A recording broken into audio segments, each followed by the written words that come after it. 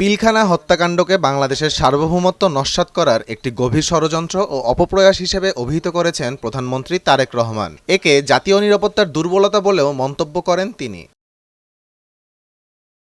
বুধবার জাতীয় সেনা দিবস ২০২৬ উপলক্ষে শহীদ সেনা অফিসারদের পরিবারের সদস্যদের সাথে মতবিনিময় ও ইফতার অনুষ্ঠানে তিনি একথা বলেন।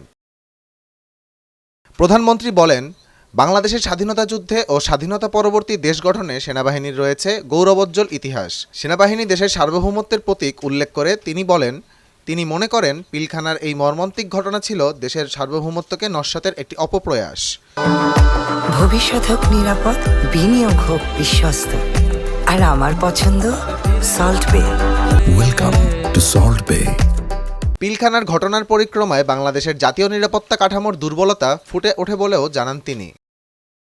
শহীদদের রুহের শান্তি কামনা করে প্রধানমন্ত্রী মাহে রমজানে মহান মুক্তিযুদ্ধের বীর শহীদদের ৯০-এর গণ আন্দোলন এবং ২৪-এর গণ অভ্যুত্থানে শাহাদাত বরণকারী সকল ছাত্র জনতাকে শ্রদ্ধার সাথে স্মরণ করেন।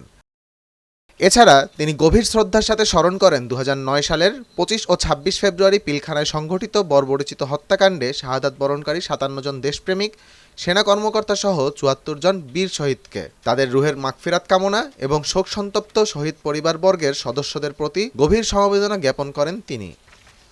আহমদ জামিল হক, নয়াদিগন্ত।